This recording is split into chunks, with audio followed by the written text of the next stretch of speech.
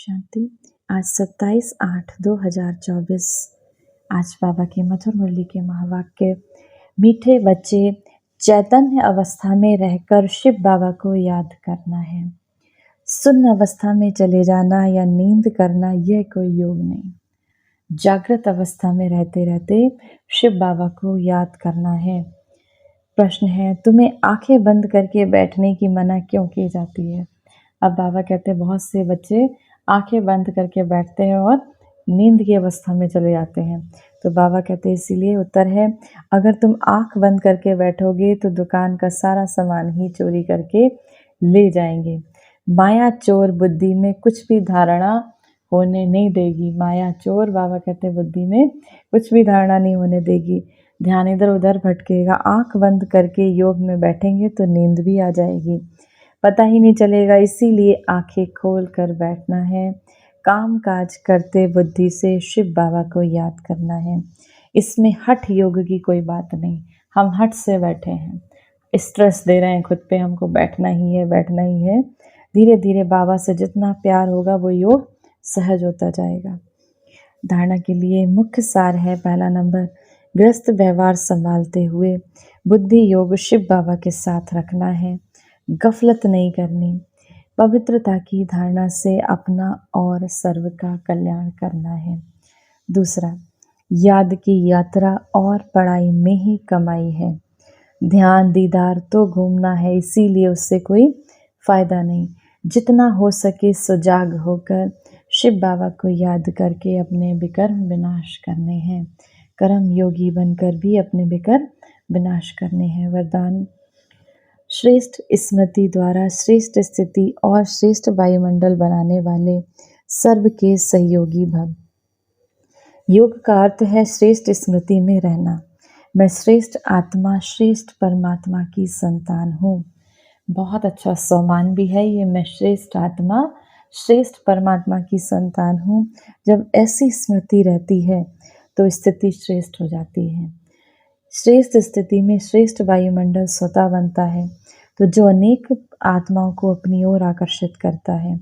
जहाँ भी आप आत्माएं योग में रहकर कर्म करती हैं, वहाँ का वातावरण, वायुमंडल औरों को भी सहयोग देता है।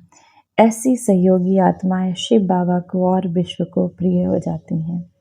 ऐसी सहयोगी आत्माएं शिव बाबा को और विश्व को प्रिय हो जाती हैं। स्लोगन है, अचल स्थिति के आसन पर बैठने से ही राज्य का सिंहासन मिलेगा।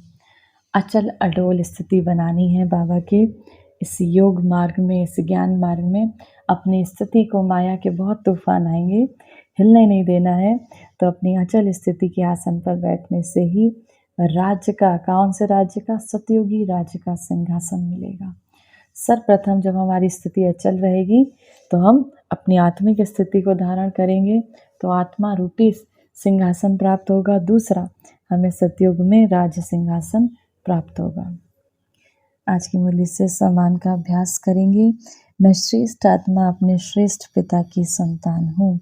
मैं श्रेष्ठ आत्मा, श्रेष्ठ से श्रेष्ठ परमात्मा की संतान हूँ। आज इस स्मृति में पूरा दिन रहेंगे और श्रेष्ठता के वायुमंडल आसपास चारों तरफ फैलाएंगे। 1 मिनट के लिए शक्तियों के सागर परमपिता परमात्मा शिव बाबा की याद में अपनी बुद्धि को, मन को स्थिर करेंगे। मैं आत्मा इस देह में अवतरित एक उड़ता पंछी, एक दिव्य आत्मा हूँ। अपने उमंग और उल्लास के पंखों से उड़कर इस नश्वर देह को छोड़कर मैं आत्मा धीरे धीरे परम धाम में शिव बाबा के समक्ष उपस्थित हूँ। सर्वशक्तियों के मालिक, सर्वशक्तिमान शिव बाबा के दिव्य शक्तियों से मैं आत्मा डबल लाइट का अनुभव कर रही हूँ, जिससे मेरी सभी समस्याएं, मेरे दुख, मेरी सभी परेशानियां समाप्त होती जा रही हैं।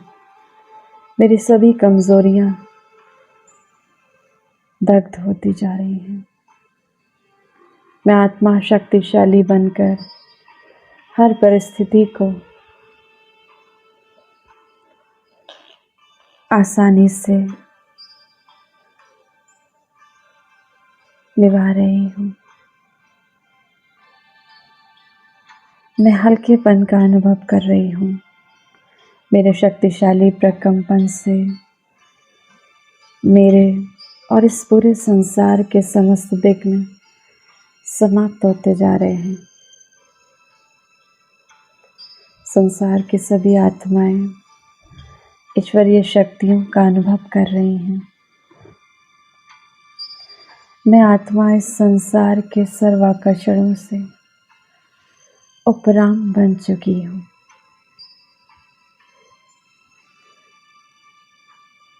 अशरीरी अवस्था का अनुभव कर रही हूँ मैं आत्मा। बेहद की वैराग्य स्थिति में स्थित मैं आत्मा परम धाम में परम पिता परमात्मा शिव बाबा के दिव्य शक्तियों का अनुभव कर रही हूँ। मैं परम धाम निवासी आत्मा हूँ। मैं परम धाम की निवासी आत्मा हूँ।